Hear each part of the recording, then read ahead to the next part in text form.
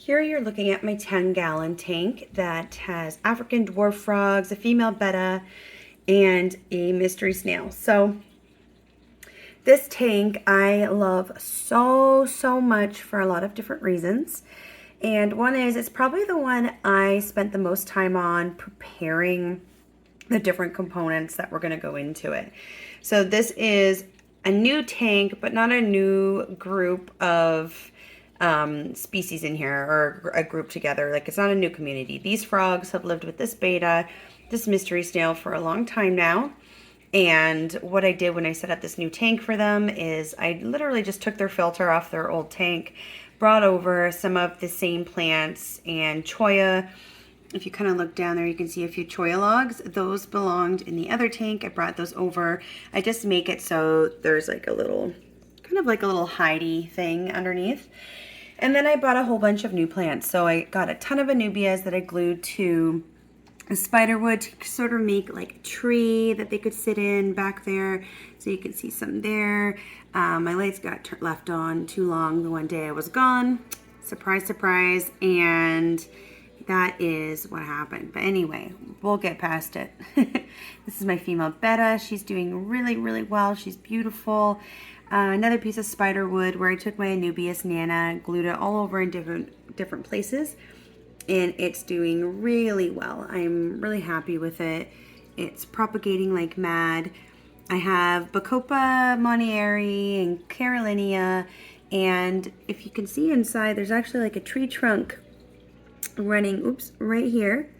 And then what I did is I loosely wrapped it around the tree trunk, and that way it made it look like it's almost like this big tree with a big canopy, and you can see the rooting that's hanging down. So all of my tanks are low tech. I'm using the lighting that's hooked under the lid.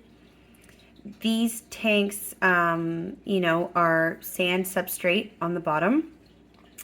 And I have a lot of epiphyte plants. So those are plants that are going to get all of their nutrients, everything they need from the water column. So a plant like an Anubias or Java fern, you don't want to plant them, or at least don't plant what's called the rhizome, which is kind of a horizontally running, thicker stem that the plant comes out of. You don't want to bury that because that helps it get its nutrients. However, you can glue them to things. So I have my Anubias in here. All of them are glued to wood.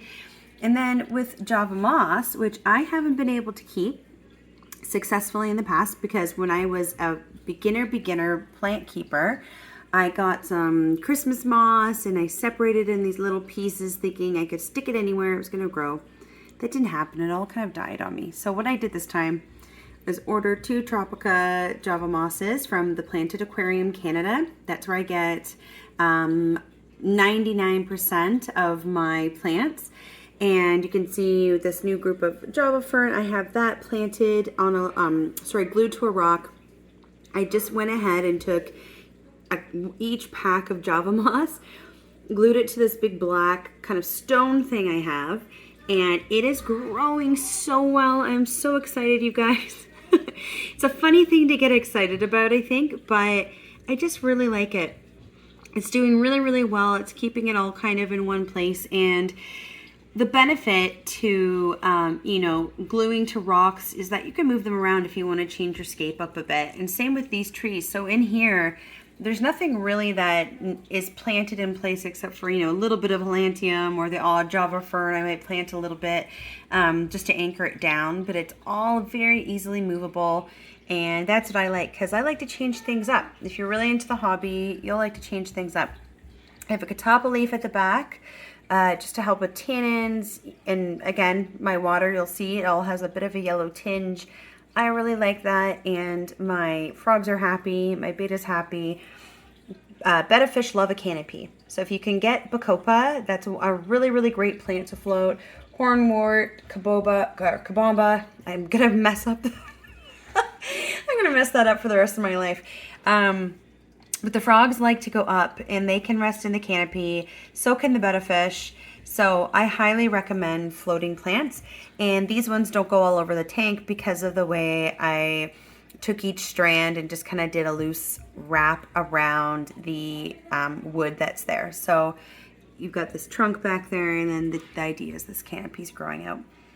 I even have a vertical piece of cholla back there sticking out. It's just supposed to look like maybe it's these things sunk to the bottom of a river, and it's not a true black water tank, but I'm taking advantage of getting the tannins in there and trying to have a naturalistic look.